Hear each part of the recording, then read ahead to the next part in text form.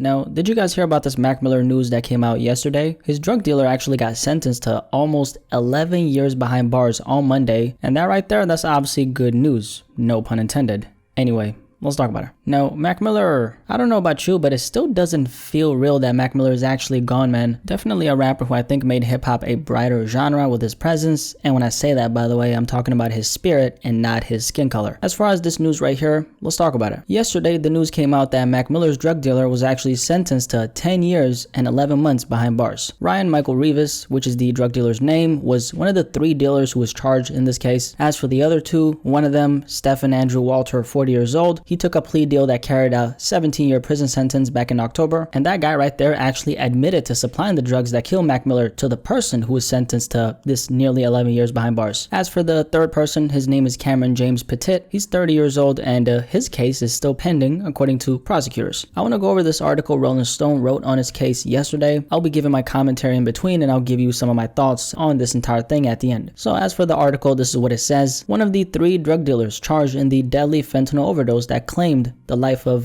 Ryzen. Mac Miller was not a Ryzen rapper. What the f are you guys talking about? If you ask me, Mac Miller had already risen to the top of the game. Okay, that's just what I think. Anyway, continuing. Claimed the life of Ryzen rapper. Mac Miller was sentenced to nearly 11 years in prison on Monday. Ryan Michael Rivas, 39, appeared in federal court in Los Angeles and said he was the middleman who had no idea the counterfeit oxycodone pills he provided to fellow dealer before they killed the Ryzen rapper in September 2018 were laced with fentanyl. He asked for only 5 years in custody. Thank God they didn't comply. The final sentence of 10 years and 11 months was slightly more than what probation officials recommended, but less than the 12.5 years prosecutors sought. U.S. District Judge Otis D. Wright II levied the punishment after prosecutors read a heart-wrenching statement from Miller's mom, Karen Myers. Check out this next part where Mac Miller's mother made a very heartfelt statement. This is what she said. "My life went dark the moment Malcolm left this world. Malcolm was my person, more than a son. We had a bond and kinship that was deep and special and irreplaceable. We spoke nearly every day about everything, his life, plans, music, dreams," the statement said. Myers said her son, who was born Malcolm James McCormick, had a laugh that was infectious and bright. She called their love for each other unparalleled and said her son's music and voice spoke to many people all over the world. Mac Miller's mother then said this. She said, "He would never knowingly take a pill with fentanyl ever. He wanted to live and was excited about the future.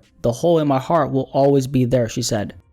Shout out to Mac Miller's mother for even being strong enough to speak on this, and I believe her, by the way. I don't think Mac Miller wanted to die. This whole incident was just a case of Mac unfortunately taking bad drugs. In this case, the drugs he took were laced with fentanyl, which we'll talk a little bit about later and why it's so dangerous. Before this guy was sentenced, by the way, he told the court that he had no clue that it was his pills that caused Mac Miller's death. Now here's the thing, if you didn't know this guy was actually arrested a year later after Mac Miller had passed. The police were obviously investigating Mac's death up until that point, and they were looking for everyone who was responsible in selling these drugs that killed Mac Miller. Prior to arresting him, they did charge one person, and that was Cameron James. So at that specific point, they had 2 people in custody, and then the third person got picked up shortly after, and that third person, by the way, that was Stephen Walter. Continuing from here, this is what the Rolling Stone article says. Before he was sentenced, Rivas, 39, told the court he was unaware the pills provided caused the musician's death until he was arrested in Arizona a year later in September 2019. This is not just a regular drug case. Somebody died and a family's never going to get their son back. My family would be wrecked if it was me. They'd never be alright, never truly get over it. I think about it all the time, and I know that whatever happens today, I'm the lucky one because my family's here and I'm here and I'll be with them again. I feel terrible.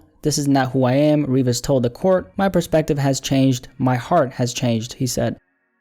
Now this guy could genuinely mean what he's saying, but obviously he's in court, he was facing all this time, he's gonna say anything. And it's funny how everybody seems to have a change of heart when they're faced with prison time. I think it's ironic, I just think it's funny, but I digress. Also, a couple other things about this guy. During their investigation, the police found out that he was still selling pills close to a year after Mac Miller's death. Now granted, he said, "I didn't know it was my pills that took Mac out," but how likely is that really? Also, something else, they actually caught this this man in 4 motherfucking K sending a couple interesting texts to one of his associates. Essentially, they caught him lacking. That's what happened. Ryan Michael Rivas allegedly got connected with a customer through one of his associates. The person he got connected with was supposedly a woman named Jenny. Now here's the thing, this Jenny turned out to be a guy who was posing as a woman. Now why exactly he posed as a woman, I don't know. Maybe he wanted him to think that it was a bad bitch that just hit him up, so he for sure responds and he gets his drugs, because dealers don't respond to everybody, and obviously I'm not speaking from experience. Now Rivas allegedly found this out, and he sent a couple texts that ended up being used against him in the court of law. In these texts, he acknowledged that people have been dying from counterfeit pills and that he has to be careful because he could be talking to an undercover cop. That's a reference to this Jenny person. So the prosecutors flipped these texts against him in court, essentially saying, hey, this guy right here, he knew what he was doing. All he was worried about was getting caught.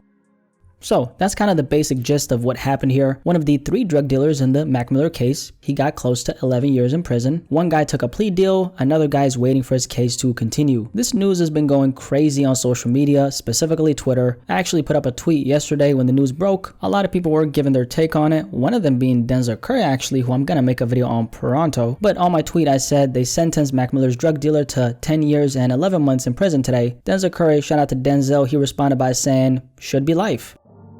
Now, there's a lot of different perspectives on this sentencing right here. On one hand, we got people who are saying almost 11 years, that's nothing, give this nigga life. Other people think it's too harsh since this is a street dealer we're talking about and not an enterprise like on some Breaking Bad shit. Now, here's my stance on this thing. Anyone who sells drugs, in this case, let's say pills, if you have the prior knowledge that those pills are laced with anything that could cause serious harm or death to your customers, you deserve a lot of bad things coming your way, especially if you suspect that those pills might be laced with fentanyl. Now, let's talk about fentanyl for a second, because fentanyl is the very thing that killed Mac Miller. Mac's death was, of course, ruled as an accidental overdose, and that happened because he ingested a couple things, one of them being fentanyl. Mac also had alcohol in his system and cocaine as well. But it comes down to the fentanyl, because had he not taken those drugs that were laced with fentanyl, he would have most likely been alive today. Now, as far as fentanyl, let's go ahead and make this an educational video. What exactly is it? Well, the first thing you should know about fentanyl is it's very dangerous. Fentanyl alone should make anyone who's listening to this not even consider buying pills from the street. Now, what exactly is it and why is it so dangerous? So, fentanyl is a synthetic opioid, which is 50 to 100 times stronger than morphine. It's actually used in the medical field as a pain relief to patients who might need it in different situations. If they're going through some severe pain, fentanyl is an option.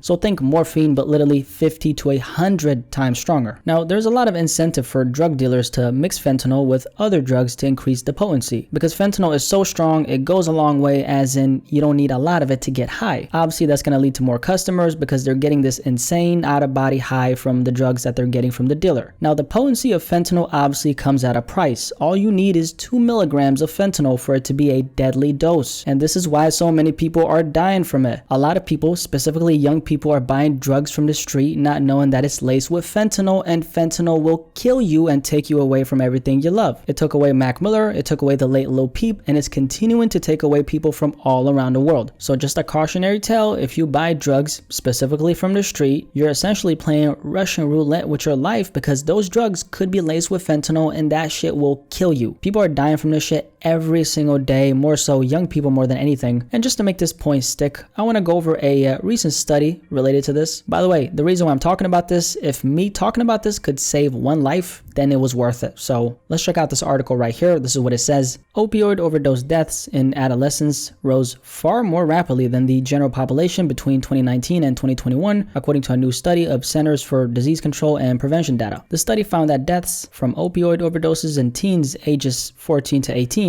increased by 94% between 2019 and 2020, and by an additional 20% between 2020 and 2021. One specific driver of these deaths was fentanyl, a synthetic opioid that the Drug Enforcement Administration says is 80 to 100 times stronger than morphine. By the way, I know I said 50 to 100 times, and this article says 80 to 100 times. I actually don't know which one is accurate. Some sources said 50 to 100, others said 80 to 100. Just wanted to add that in. I digress. This next part is really important, so listen to this. The researchers, who hailed from multiple institutions, found that adolescent fentanyl-related overdose deaths leapt 350% over the study period. Overall, fentanyl was associated with 77% of adolescent overdose deaths in 2021. One big reason why I'm talking about this, statistically, anyone who's listening to this I think is more at risk to come across these drugs because we're all in the hip hop community. A lot of the rappers we listen to talk about popping pills, and it's important to note that it doesn't end at taking the pill, it ends at you dying from taking these pills. I obviously have a responsibility to not only talk about this, but to caution my audience. I do have a lot of young viewers, and by the way, to all my adults out there who are listening to this, if you got any young cousins, family members, or anything like that who you suspect might be entertaining the idea of taking these drugs, you need to seriously have a conversation with them about it. It could literally save their life, which is why I'm talking about it. If we don't look at these unfortunate passings of these amazingly talented and bright humans in the culture as lessons, what exactly are we doing out here? That's my take on that, but let's keep on talking.